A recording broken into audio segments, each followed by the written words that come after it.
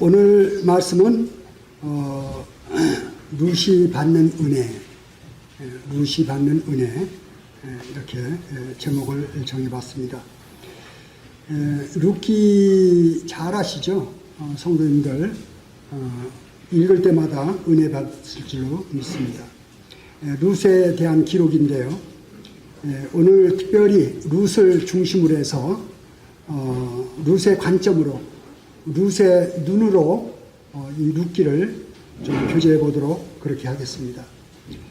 룻기의 시작이 룻 시댁이죠. 그러니까 친정이 아니고 시집 식구가 이사 오는 것으로부터 이제 시작이 됩니다. 잘 아시는 대로 유다 베들레헴에 기근이 들죠. 근데 이 기근이 가나안 땅에 가끔 들어요. 아브라함 때도 들고 이삭 때도 들고 야곱 때도 기근이 들어요. 근데 야곱 때는 기근이 7년간이나 갑니다. 7년간 기근이 가면 어떻게 되는지 아십니까? 먹을 게 하나도 없어요. 기근이 들면 먹을 게 하나도 없어집니다. 그것도 1년, 2년, 아마 한 3년 가면 거의 다 바닥날 거예요. 먹을 것이. 7년간 기근이 든다 그러면은 보통 일이 아닙니다. 그런데 이 땅에만 기근이 오는 것이 아니고 어떤 사람에게도 기근이 올 때가 있어요. 겨울이라고 그러죠. 겨울이 올 때가 있습니다. 또 신앙에도 겨울이 올 때가 있어요. 개인에게. 그럴 때 이제 좌절감을 느끼게 되죠. 근데 그럴 때마다 주님 앞에 엎드려 기도하면서 잘 견뎌 지내면은 겨울이 끝날 것 같지 않은데 봄이 옵니다. 봄이 올 때는 소리 없이 와요. 봄이. 분당교회도 한동안 겨울을 지낸 것 같습니다. 봄을 느끼는 것을 아마 성도님들이 느낄 겁니다. 한 10여 년 전에도 봄이 와가지고 많은 성도님들이 모였어요. 이사 오기 전입니다. 한 100여 명 넘었어요. 그때도. 근데 이사 오는 그 즈음으로 해서 또 기근이 좀 온 것 같아요. 잘 참고 성도님들이 기다려 주신 것 같습니다.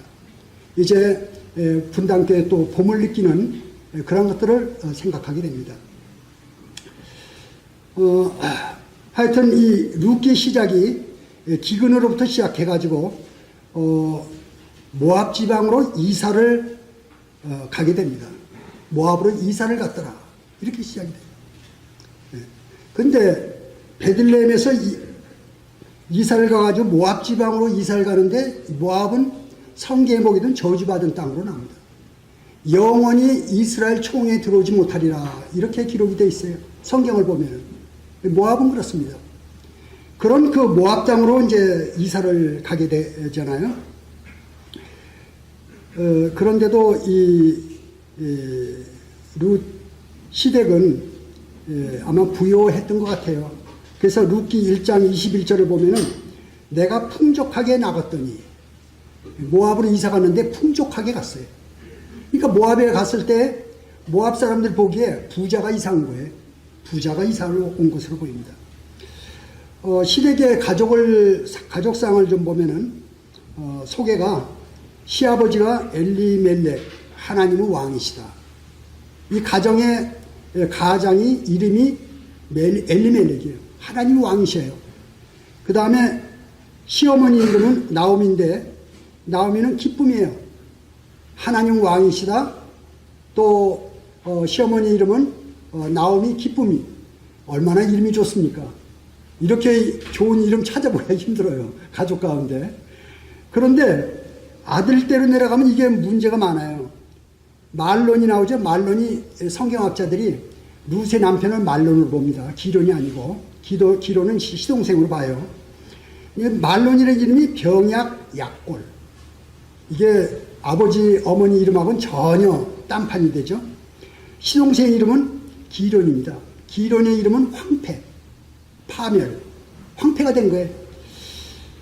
여기에 아마 성도님들 룻기를 볼 때마다 야, 이게 왜 이름이 이럴까?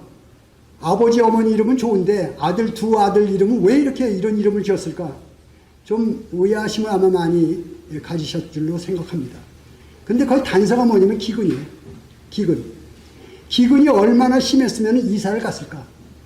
그런데 오랜 기근이 시작되면은 그때 아마 이 말룡과 기론이 출생하지 않았을까. 그렇다 그러면 이해가 가겠죠. 왜 이름을 그렇게 졌는지. 말룡과 기론. 그런 생각을 좀 해보게 됩니다. 시댁이 이제 결혼하기 전이죠. 엘리멜렉 가족이 모압으로 이사를 왔는데 아마 제가 생각하기에 잘은 모르지만은 룻하고 근방에 이사로 왔지 않겠는가 하는 생각을 해보게 되는데 아주 부유하고 또 친절하고 예절 바르고 어디서 왔냐면 베들레헴에서 왔거든요. 모압 땅은 하나님 없는 나라예요. 모압 땅은. 근데 베들레헴은 하나님을 잘 섬기는 나라입니다. 이스라엘 예루살렘 바로 조금 밑에인데 베들레헴의 그 의미는 떡집이라는 의미입니다. 떡집에 부여한 그런 떡집이라는 그런 상징을 가지고 있는 그런 곳에서 온 가정이 부여하고 친절하고 그리고 아주 훌륭한 그런 가정으로 아마 주위에 평판이 났으리라고 생각합니다. 근데 이 시아버지 엘리멜렉이 결혼 전에 돌아가시게 되죠. 돌아가시게 됩니다. 그리고 그 사이는 기록이 없어요. 이제 룻이 결혼을 하게 되는데 룻의 결혼에 대해서도 자세한 기록이 없어요. 그런데 미루어 이 성경 내용을 쭉 문맥상으로 보게 되면은 우리가 이제 성경 해석할 때 첫 번째 문자적으로 해석해라. 문자적으로 보는 것이 맞습니다. 두 번째는 문맥적으로 해석해라. 문법적으로 해석해라. 이런 것들을 알고 성경을 보는 것과 그냥 생각 없이 성경 보는 것은 차이가 많습니다. 그래서 문자 그대로 성경을 먼저 보시고 해석이 안 되면은 문맥적으로 보시고 또 문법적으로 토시에 따라서 문장이 틀려집니다. 내가 갔다. 나에게 갔다.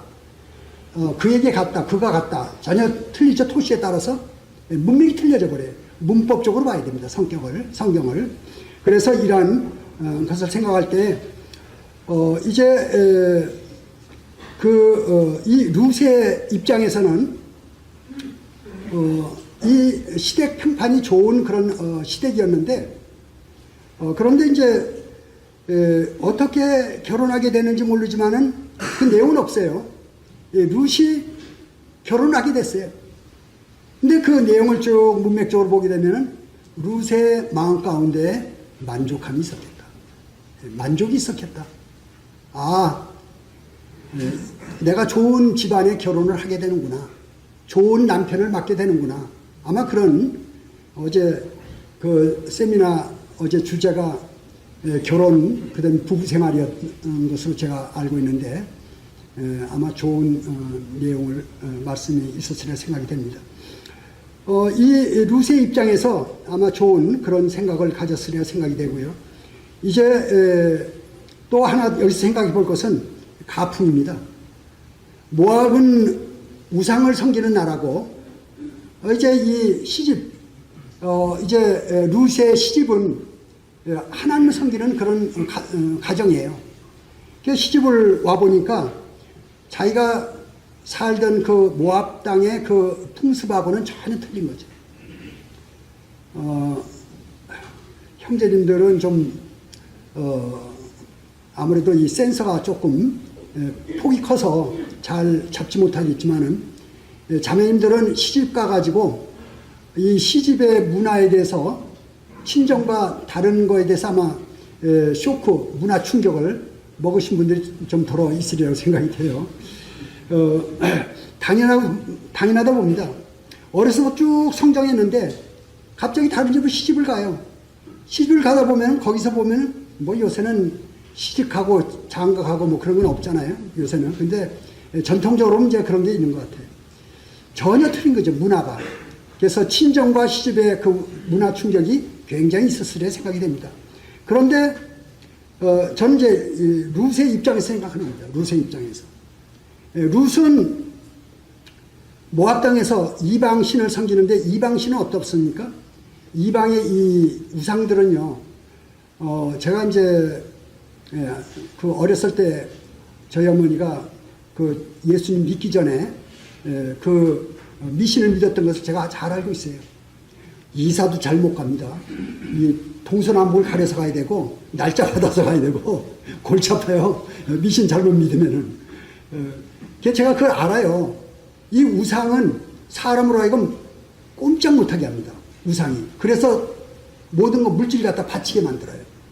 그런데 하나님은 달라요. 제가 믿는 하나님은 그런 하나님이 아니세요. 하나님은 베푸시는 하나님이십니다.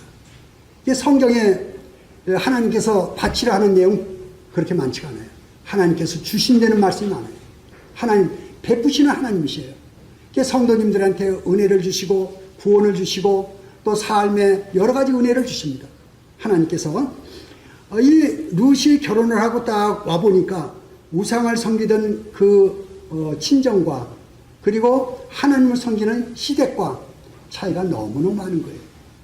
아마 이 룻이 마음에 큰 파문이 있었을 것입니다. 그런데다가 보통 이 고부관계가 쉽지가 않죠. 세상에서 가장 어려운 관계 하면은 시어머니와 며느리 관계 이렇게 보통 하지 않습니까? 그런데 이 룻이 와서 보니까 시어머니 나오미가 보통이 아니에요. 어머니보다도 더 많이 베풀었지 않겠는가? 아이, 그렇지 않으면은 어떻게 그 시어머니가 자기 그 본국으로 돌아가는데 거기에 따라갑니까? 그래서 이 고부관계의 해결은 룻기다. 저는 그렇게 봅니다. 룻기에 있어요. 성도님들 가정생활에 이제 근본 해결점을 제시하는 것이 이 룻기에 있다. 저는 그렇게 봅니다. 이 나오미가 이제 자부를 받았어요. 반대 입장으로 생각해 봅시다. 자부를 이렇게 그 며느리를 받았는데 며느리가 보니까 완전히 딴 나라 사람이에요. 우상을 섬기고 그리고 하나님에 대해서 전혀 모르고 전혀 풍습이 다른 그런 며느리가 들어온 거예요. 그런 며느리한테 이 시어머니가 어떻게 해야 되겠어요? 어떻게? 나무라고 뭐라고 꾸중하고 야 너 왜 그렇게 하냐? 아마 그렇게 했으면은 나중에 그 룻이 나오미를 따라서 베들레헴에 가지 않았을 거예요. 아마 제 이 문맥상으로 볼 때 나오미가 전혀 다른 그 며느리를 받았을 때 아마 베풀었을 줄 압니다. 네가 몰라서 그렇구나.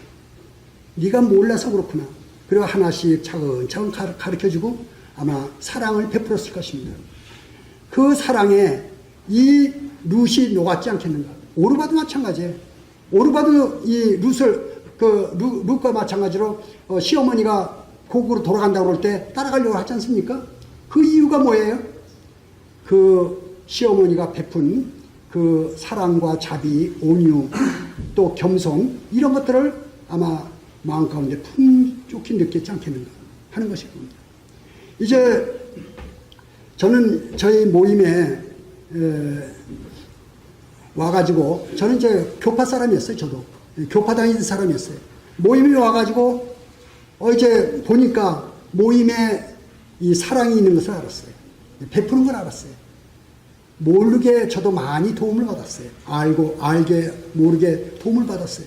많은 저희 앞선 형제님들 자매님들이 베풀었어요. 지금 이제 많이 가셨지만은 모친님들 많이 계셨어요. 오래 계신 분들은 아마 아실 겁니다. 이 강대상은 지금 일산교에서 사역하고 계시는 한인혁 형제 어머니 나재숙 모친이 사주신 강대상이에요. 나재숙 모친님 또 그 아버지 분당교에서 계셨어요. 많은 모임에 이제 일꾼들 어머니 아버지 되신 분들 부모님들이 분당교에 거쳐가셨어요. 그분들이 분당교에 제가 아무것도 모를 때예요. 전 뭐 알고 저 한 것이 아니었어요. 떼밀려가지고 주님 일을 하게 됐어요. 떼밀려서. 저는 저를 알기 때문에 저는 주님 일 못한다고 그랬어요. 근데 그 당시에 그 여건이 형제님이 하셔야 됩니다. 그래가지고서는 제가 청구서 받아가지고 이제 교회가 시작됐는데 그분들이 저한테 사랑을 베풀었어요. 제가 아는 건 별로 몰라요. 근데 사랑을 저한테 베풀었어요. 그 사랑을 받고 보니 아, 주님 사랑이 이런 것이구나. 예, 제가 이제 그걸 느낀 거죠. 아마 이 룻이 시어머니한테서 배운 것 그것이고 남편 말론한테 배운 것도 아마 주님 사랑이었으리라고 생각이 됩니다. 그런 사랑을 배웠으리라 생각이 됩니다.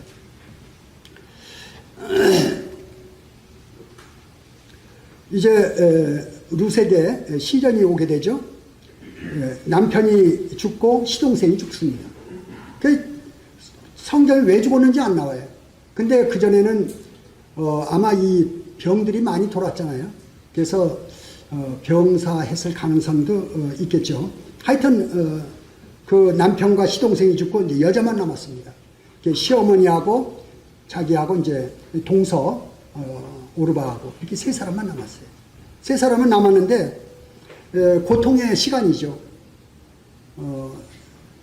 지금은 이제 뭐 여자분들이 이제 생활력이 있어가지고 직장 생활도 하고 그러지만은 그전에는 남자가 없으면 살기가 참 어려운 세상이에요. 옛날 세상에. 지금서부터 뭐 1000년 전, 2000년 전 어려운 세상인데 여자만 셋이 남았죠. 그런 상황에서 이제 지내게 됩니다. 그것이 바로 룻에게는 역시 인생의 겨울이 아닙니다. 인생의 기근이죠. 그런 그 기근의 시간이 룻에게 왔을 때 룻이 잘 참아냈지 않겠는가 하는 생각을 해보게 됩니다. 그런 즈음에 베들레헴에서 소식이 들려오는데 이제 기근이 끝나고 풍족하게 됐다. 그런 이제 소문이 들리게 되죠. 그때 이제 나오미가 베들레헴으로 돌아갈 것을 결정하게 됩니다. 근데 본인은 돌아가려고 하는데 두 며느리는 모압 사람 아닙니까? 그래서 남편도 없는데 그 며느리를 데려간다는 것이 양심상 허락하지 않아요. 너희는 친정으로 돌아가라. 그래서 남편을 만나서 잘 살아라 하는 것이 이제 나오미의 마음이었어요. 그 이제 당연한 우리의 선한 양심의 흐름이 그렇죠. 내 욕심대로 내가 데려가려고 하는 것이 아니고 이제 너희는 친정으로 돌아가라. 그런데 이 오르바하고 룻이 아닙니다. 시어머니하고 같이 시어머니 나라로 가겠습니다. 그렇게 얘기할 때 이 시어머니가 두 자부한테 얼만큼 잘 베풀었는가 하는 것을 생각하게 되겠습니다. 예. 오르바는 결국 이제 돌아가고 룻만 이제 나오미를 따라서 베들레헴으로 가게 되죠. 나를 돌아가라 강권하지 마옵소서. 어머니 백성이 나의 백성이 되고 어머니의 하나님이 나의 하나님이 되시리니. 이렇게 기록이 되어 있어요. 여기에 하나님이 나옵니다. 이 룻이 시집 와가지고 안 것이 뭐냐면은 이분들이 친절이 어디서 나오는가? 이분들이 나한테 잘해주는 그 원인이 무엇인가? 똑같은 사람인데 전혀 다른 사람이에요. 친정과 시집이 전혀 다른 사람입니다. 그 이유가 뭔가? 그 이유를 쭉 지내는 동안에 알아낸 것이 바로 하나님이다. 그걸 알게 되겠죠. 우리도 이제 살다 보게 되면은 어떤 분이 계속 친절을 베풀게 되면은 그 친절이 뭔가 목적이 있는 거냐? 아니면 선함에서 나온 거냐? 우리가 알게 되죠. 목적이 있는 친절은 좋은 게 아니죠. 그런데 선함에서 나온 친절은 그건 참 좋은 겁니다. 그럼 100% 받아주게 되죠. 주님이 일하는 데서 마찬가지예요. 주님이 일하는 데서도 목적을 가지고 열심히 하는 것과 선함으로 하나님 일을 하는 것과는 천지 차이입니다. 여기에 판가름이 나는 거예요. 그래서 이제 하나님께로 오는 그 선함, 이게 아마 이 룻한테 알려지지 않았겠는가 하는 그런 생각을 해보게 됩니다. 이제 룻이 하나님을 선택하고 그리고 이 나오미를 선택해서 나오미의 하나님, 나오미의 백성으로 가기를 그렇게 선택을 하게 됩니다. 저는 이걸 보면서 또 한 가지 여기서 곁들여서 말씀을 좀 드리고 싶은데요. 이 나오미가 룻이 하나님을 선택하고 갔을 때 그 뒤로 이제 앞으로 전개되는 그 인생의 여정이 봄이 열리게 됩니다. 겨울이 가고 봄이 오게 되는데 얼마나 은혜가 쏟아지는지 몰라요. 이 룻에게. 저는 지금까지 제 삶에서 하나님의 은혜라는 것을 제가 좀 맛을 봤어요. 성경을 보면서 맛보고 모임 안에 들어와가지고 저희 앞에 먼저 된 성도님들이 저에게 베풀어 주신 사랑을 맛봤어요. 제가 그분들만큼 잘하지는 못하지만은 이 베푸는 것이 이만큼 좋은 거구나, 이만큼 힘이 있구나 하는 것을 제가 조금 이제 알기 시작하고 있습니다. 이 룻이 하나님을 선택했을 때 이제 이 룻이 하나님의 은혜를 받기 시작합니다. 저는 또 이런 걸 생각해요. 성도님들이 하나님을 선택하신 분들 아닙니까? 이 자리에 지금 앉아 계시죠. 하나님을 선택했기 때문에 하나님께서 여러분의 삶에 개입하시고 이제 하나님께서 은혜를 베푸시기 시작합니다. 그래서 자녀에게 은혜를 베푸시고 가정에 은혜를 베푸시고 성도님들이 가는 곳에 하나님의 은혜가 따라가게 됩니다. 저는 그런 것들을 좀 생각해 보게 되고요. 그 입장에서 조금만 더 긍정적으로 적극적으로 주님 일에 또 주님께 대해서 그렇게 할 때 성도님께서 하나님께서 성도님들에게 더 적극적으로 긍정적으로 하나님이 대해 주실 것이다 하는 그런 생각도 해보게 됩니다. 나오미가 이제 귀국을 하게 되죠. 룻이 이제 같이 따라가게 됩니다. 아마 그 룻이 그 베들레헴에 갔을 때 기대감도 있었지만 두려움도 있었을 것이에요. 나는 모압 여인인데 내가 그 나라에 가서 어떤 대접을 받을 것인가 하는 그런 두려움이 있었을 것입니다. 그 이제 도착하는데 베들레헴에 오니까 온 성읍이 환영하더라 하는 것이 말씀에 기록되어 있습니다. 1장 19절에 네가 나오미가 아니냐, 나오미가 돌아왔다. 온 성이 환영을 하게 됩니다. 이 나오미가 그 당시에는 아마 이름이 알려졌던 엘리멜렉이 이름이 알려졌던 가정이었던 것 같아요. 그때 나오미가 뭐라고 대답합니까? 1장 20절 나를 나오미라 부르지 말고 마라라 부르라. 나오미라 부르지 말고 마라라 부르라. 나오미는 기쁨이고 마라는 쓰대는 그런 뜻입니다. 나를 기쁨이라 부르지 말고 쓰다 마라로 부르라. 이는 전능자가 나를 심히 괴롭게 하셨습니다. 전능자가 나를 괴롭게 했다. 그렇게 해야죠. 내가 풍족하게 나갔더니 여호와께서 내게 비어 돌아오게 하셨느니라. 여호와께서 나를 징벌하셨고 전능자가 나를 괴롭게 하셨거늘 너희가 어찌 나를 나오미라 부르느냐 하니라. 이렇게 이제 나오미가 대답을 하게 되죠. 저는 여기서 나오미의 오해를 또 생각합니다. 하나님께서 괴롭게 하신 것이 아니고 나오미가 길을 잘못 선택한 것이죠. 자문해 보면 그런 말씀이 있습니다. 사람이 미련함으로 자기 길을 굳게 하고 마음으로 여호와를 원망한다. 얼마나 명확합니까? 우리가 살다 보면요 잘못 선택할 때가 많아요. 내 임의대로 갈 때가 많아요. 그러면 그 길은 어때요? 거기는 어둠이 있고 거기는 고난이 따르는 길입니다. 그걸 선택해놓고 그 길을 가놓고 고난이 오게 되면 하나님을 원망하는 거예요. 이 나오미가 그런 얘기입니다. 하나님이 징벌하셨다 이렇게 얘기를 하는데 하나님이 징벌하신 것이 아니에요. 자기가 모압으로 간 거죠. 이게 보는 눈이 필요하다는 것입니다. 영적인 눈. 우리가 신앙에서 우리가 말씀에 대할 때 말씀을 보는 눈이 있지 않습니까? 이 성경 말씀을 계속 보다 보면요 성경 말씀을 분별하는 눈이 생깁니다. 성경 말씀을 분별하는 눈이 생기는 그 안목이 삶도 분별합니다. 삶에서 어떤 일이 벌어지잖아요. 삶에서 어떤 일이 오잖아요. 그 올 때 그것을 보는 눈이 생겨요. 아, 이거는 내가 타치해서는 안 되겠다. 이 일은 내가 해서는 안 되겠다. 내가 이 일에 대해서는 내가 감당해야 되겠다. 그런 분별이 오죠. 그런 분별을 할 수 있는 그런 안목이 필요하다는 것입니다. 그것이 어디서 옵니까? 믿음에서 오는 것입니다. 내가 삶에서 하나님을 믿고 하나님을 따르려고 하는 그런 마음을 갖게 되면은 하나님께서 말씀을 주셔요. 삶에서 분별을 주십니다. 그런 것이 올 때 내 마음 가운데 하나님께서 인도하시는구나.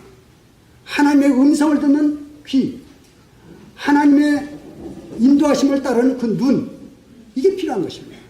믿음의 삶에서 이걸 놓치면은 삶이 육신적인 삶이에요. 믿음의 삶이라 볼 수가 없어요. 거기에 기근이 따르는 것입니다. 거기에 기근이 따르는 거예요. 그래서 그런 것을 느낄 때 빨리 하나님께 돌아와가지고 어떻게 됩니까? 요한일서 1장 9절 말씀 잘 아시죠? 자백하라. 있는 자리에서 주님, 제가 무엇에 대해서 어려움이 있습니까?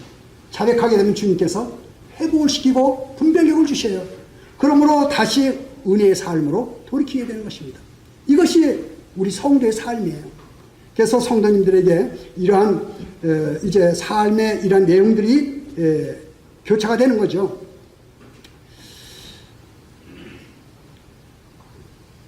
(1장 22절) 넘어갑니다. 나오미가 며느리 룻과 함께 돌아오게 되는데 그때가 보리 추수할 때입니다. 여기에 이제 이게 반전되는 거죠. 모압에서 돌아오는데 베들레헴을 돌아오는데 그때가 보리 추수할 때예요. 그때가 봄입니다. 3, 4월. 봄이에요. 이 사람이 마음으로 계획할지라도 그 발걸음을 인도하시는 여호와시니라. 기억하시죠? 말씀을. 그 때를 나오미가 어떻게 결정을 하냐 이거예요. 돌아갈 마음을 얻었지만은 그 시기와 때는 하나님께서 결정해 주시는 것입니다. 와보니 보리 추수할 때가 된 거예요. 하나님의 거기에 손길이 있다는 것을 우리는 알게 됩니다. 내가 가고 오고 삶의 현장에서 일어나는 모든 일 가운데 하나님을 생각하는 눈, 하나님을 생각하는 마음 보는 눈, 이게 필요합니다. 그래서 범사에 하나님을 인정하라. 그러면 내 길을 지도하시리니, 범사에 하나님을 인정하는 그 삶을 하나님께서 귀하게 보시고 하나님께서 인도하시는 거 아닙니까? 네. 이제 나오미가 모압 지방에서 그 며느리 모압 여인 룻과 함께 돌아왔는데 그들이 보리 추수 시작할 때에 베들레헴에 이르렀더라. 이렇게 됩니다. 얼마나 좋습니까? 네, 그때가 보리 추수할 때. 저는 6.25 전 출생입니다. 여기에 몇 분 안 되는데 6.25 이전 출생이. 저는 피난 같은 사람이에요. 6.25 때. 제가 4, 5살 때 걸어서 피난을 갔습니다. 많은 사람이 제 옆에서 죽은 거를, 저는 고등학교 때까지도 전쟁 꿈을 꿨어요. 옆에서 죽어가는 거, 총 맞는 거, 피 흘리는 거. 잠만 자면 그런 꿈을 꿨어요. 어렸을 때 얼마나 충격이 컸어요. 피난 가면서 수많은 사람 죽었는데요. 그걸 저는 겪은 사람이에요. 배고픔을 철저히 겪은 사람이에요. 먹을 게 없어서 풀 찾아다니는 사람이에요. 나무 껍질 벗겨 먹었어요. 입이 송진을 묻어가지고 입이 뻑뻑할 정도로 그랬어요. 배고픔을 아는 사람입니다. 제가. 근데 배고플 때 생각은 무슨 생각이냐면 먹는 거 생각밖에 없어요. 배고플 때는. 먹는 거 생각밖에 없어요. 그런데 이 모압에서 아마 그 결혼을 하고 남편이 죽고 또 아들들도 죽고 이 나오미가 그랬을 때 자녀들 결혼시키고 그게 1, 2년간에 될 일은 아니잖아요.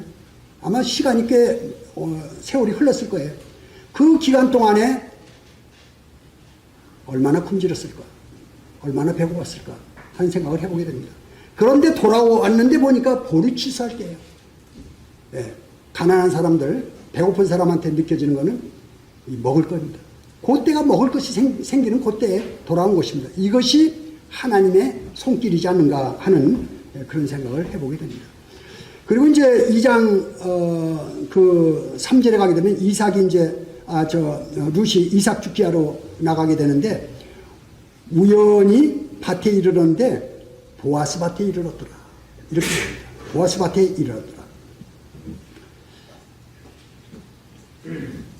그리고 2장 4절, 5절, 6절에 가면 마침 룻이 이제 그 밭에 와가지고 이삭 죽기로 가가지고 이삭을 죽고 있는 보리 추수한 다음에 그걸 이제 이삭을 죽고 있는데 마침 그 시간에 보아스가 등장합니다.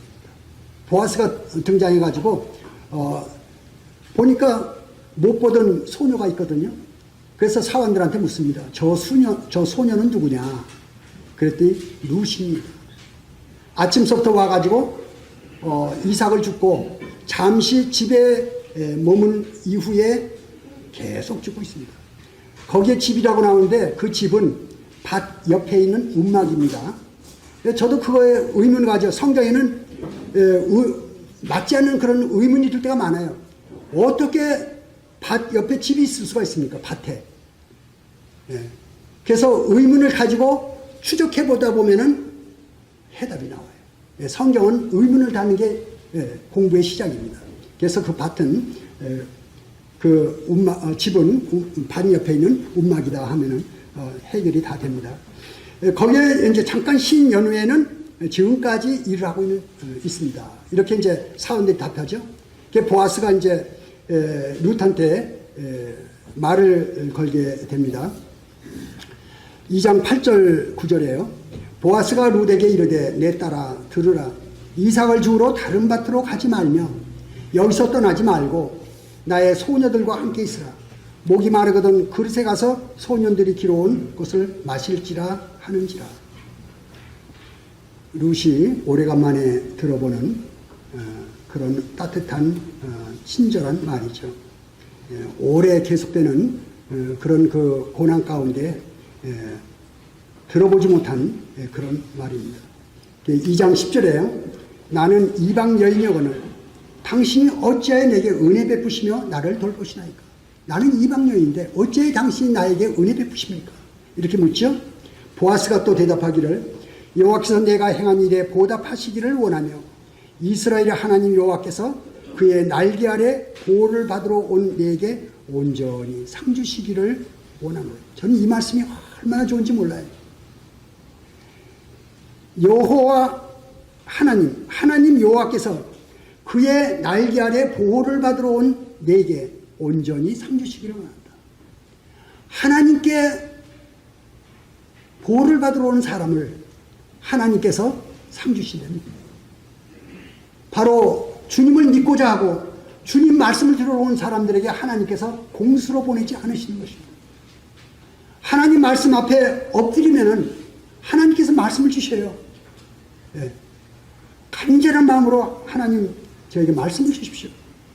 엎드린 말씀 주십시오.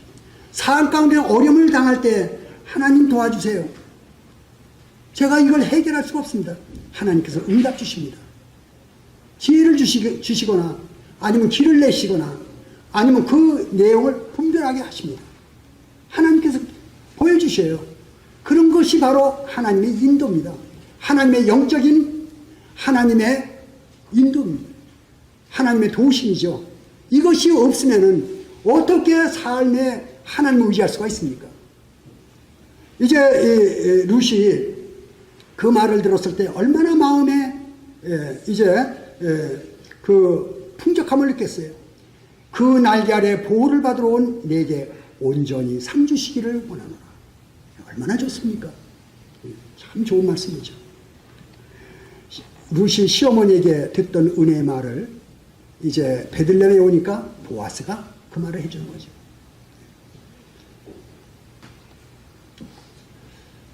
하나님을 선택한 룻에게 하나님께서 이제 은혜를 베푸시겠는데 성도님들에게도 역시 똑같은 그런 일들이 일어나려 봅니다.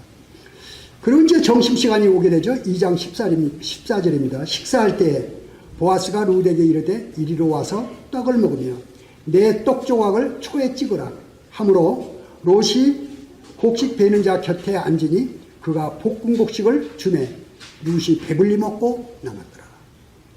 그동안에 얼마나 굶주렸겠어요. 근데 배불리 먹고 남았더라. 룻 그동안에 친절에 굶주렸고 사랑에 굶주렸고 음식에 굶주렸고 굶주렸던 룻입니다. 오늘날 저희들 마찬가지 아닙니까? 저희가 세상에서 사랑에 굶주렸고 친절에 굶주렸고 우리가 굶주린 게 얼마나 많아요. 그런데 주님 안에 들어오고 보니까 성도들을 통해서 베푼 그 사랑의 눈물이 나게 되죠. 주님께서 베푸시는 거죠.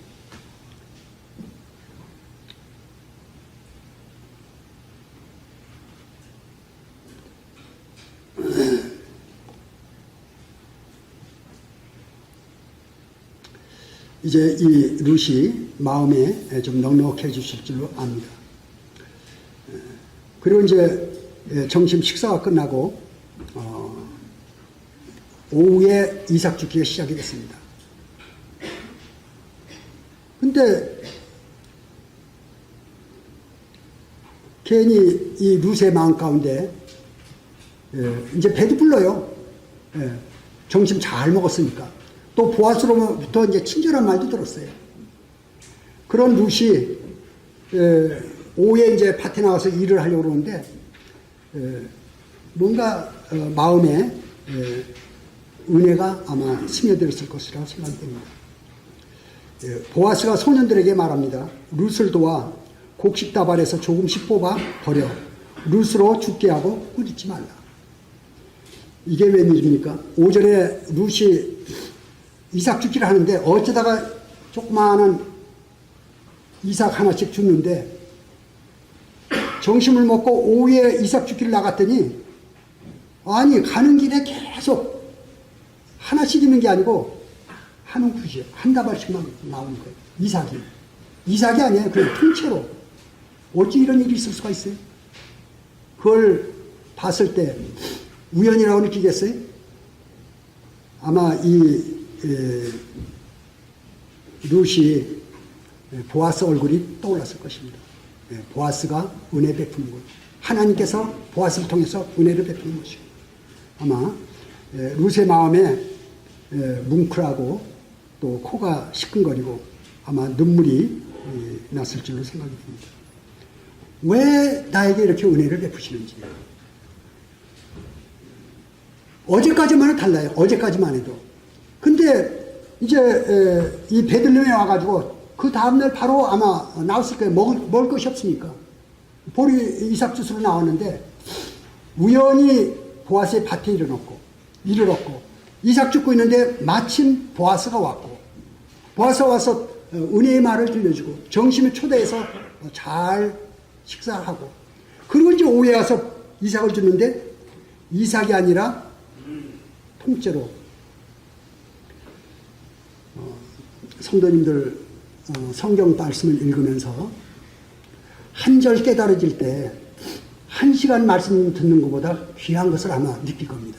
성경을 읽다가 한 절 깨달아질 때 그렇게 좋아요. 하나님께서 주신 말씀은 다른 성도님이 1시간 말씀 교제해 주는 것보다 더 좋습니다. 그걸 제가 폄하하는 건 아니에요. 말씀 교제를 폄하하는 건 아닌데 하나님께서 직접 주시는 말씀이 얼마나 단지 얼마나 좋은지 모릅니다. 그런데 성경에 계속 되지 않은 거죠. 성경 말씀이 계속 하다 보면은 한 절 말씀을 주시는 게 아니고 어떤 때는 통째로 주실 때가 있어요. 말씀을 막 전체로 깨달아집니다. 그때 뭘 느끼냐면은 이 보아스 이 룻이 생각이 납니다. 네.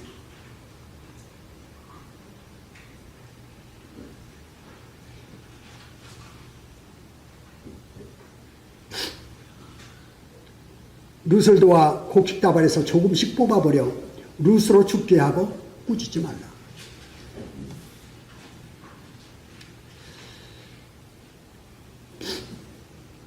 이삭 죽기가 이제 끝나고 다 죽고 보니 죽은 것이 에바, 즉 한 에바는 지금으로 닿으면 이제 2말 정도가 된다 그럽니다. 2말 정도 됐어요. 이삭 죽기로 2말 정도가 됐다는 거는 이거는 쉽지 않은 일인데 2말 정도가 됐습니다. 그리고 이제 집에 돌아오니까 시어머니가 하루 종일 눈이 빠지게 기다리고 있었습니다. 그리고 이제 죽은 것을 시어머니한테 보이니까 시어머니가 깜짝 놀라면서 어느 밭에 갔느냐, 누구를 만났느냐, 무슨 일이 벌어졌느냐 이제 묻는 거죠. 룻이 하루 있었던 일들을 소소히 이제 말을 합니다. 보아스의 밭에 가게 됐고 보아스를 만나고 보아스가 친절한 말을 해줬고 점심에 초대해줘가지고 점심 식사 배불리 먹고 그리고 남은 것이 이것입니다. 거기에 떡과 볶음곡식을 드리게 되죠. 시어머니가 그걸 이제 보더니 너무 놀래가지고 이제 그 시어머니가 룻한테 하는 얘기가 룻을 다시 또 놀라게 합니다. 뭐라고 그러냐면 그는 우리의 기업을 물을 자니라. 토지를 되찾아주고 가게를 이어 소원을 낳아줄지다. 이 얘기 뭐냐면 그가 바로 너의 남편감이다. 이렇게 얘기를 하게 됩니다. 이 룻이 그 얘기를 들었을 때 많이 놀랐을 줄로 생각이 됩니다. 은혜의 길에 들어서게 되면요, 은혜를 받게끔 되어 있습니다. 은혜의 길을 저버리고 이제 모압으로 가게 되면요, 은혜를 떠나서 고난의 길을 가게 됩니다. 그래서 성도님들이 어디가 은혜의 길인지를 분별하는 그 분별력이 있어야 돼요. 먹어야 되는지 먹어서는 안 되는 건지, 또 가야 되는지 가서는 안 되는지, 이런 것들을 분별하는 그 분별력이 필요한 것이죠.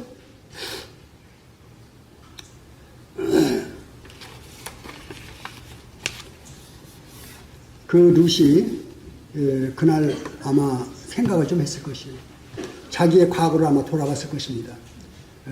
자기 친정에서 태어나가지고 모압 땅에서 쭉 성장을, 결혼해가지고 그동안에 있었던 일, 그리고 베들레헴까지 오게 된 일들, 그리고 그 하루 있었던 일, 자기가 태어나서부터 지금까지 쭉 있었던 날 가운데 그 하루만큼 그렇게 귀중한 날이 아마 없었을 것입니다. 그 하루 동안에 겪었던 그것이 이 룻으로 하여금 마음에 큰 감동을 줬으리라고 생각합니다.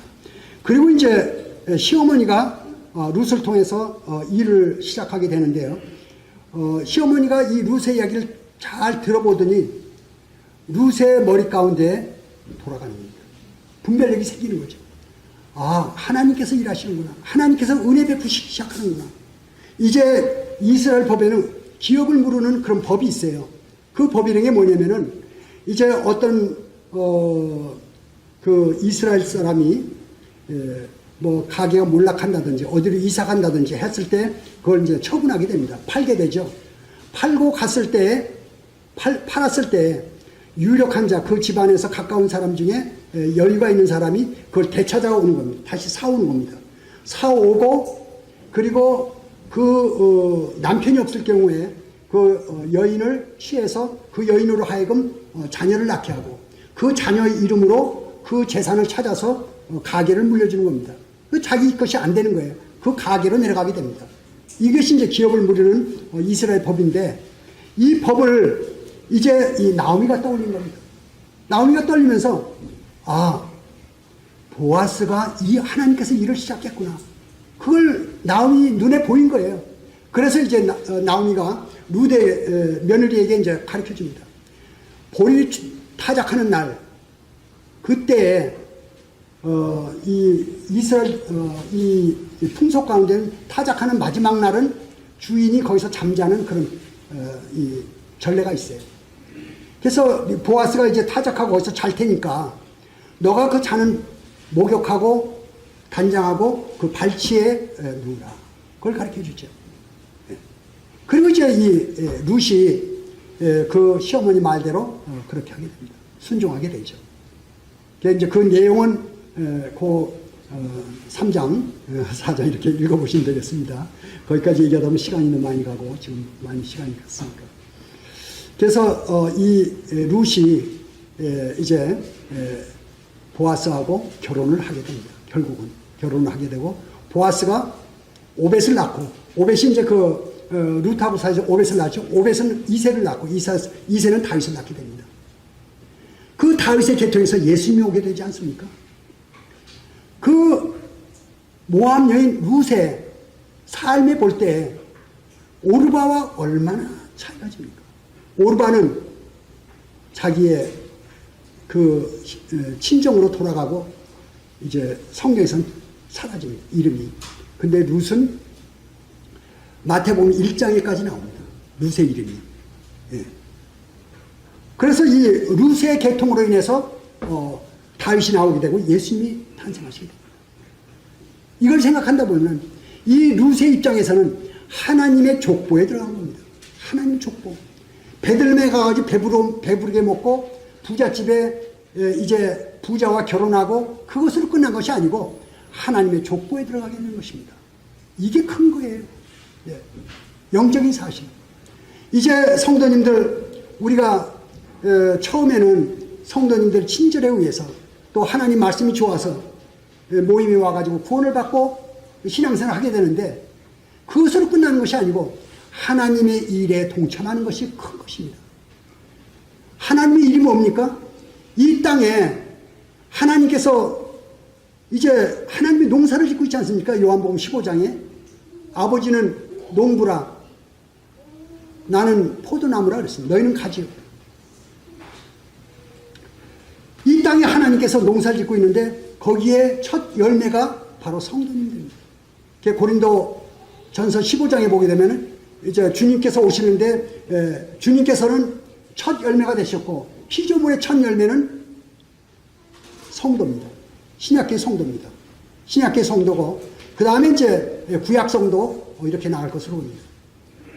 저는 이것을 대하면서 어떤 생각이 드냐면은 하나님 안에 그 날개 아래 보호를 받으러 온 사람들 바로 오늘날 성도님들 저와 성도님들입니다. 하나님께서 은혜 베푸시는 성도. 하나님께서 지금 이 지상에서 하나님의 일을 하고 계시는데 그 하나님이 하시는 일을 보는 눈, 교회를 통해서 하나님께서 하시는 그 교회, 하나님 안목에서 보는 그것이 마음속에 들어오면요, 이건 보통 일이 아닙니다. 나의 삶이 육신의 삶으로 끝나는 것이 아니고 하나님 일에 함께하는 삶으로 나가게 되는 것입니다. 나의 삶이 하나님께 드려지고 하나님과 동역하고 하나님께로부터 동역자라는 우리를 화목해 하시고 화목해 하게 하는 직책을 주신 하나님, 영광의 하나님, 그 하나님의 일에 내가 함께 할 수 있다는 것이 얼마나 큰 일입니까?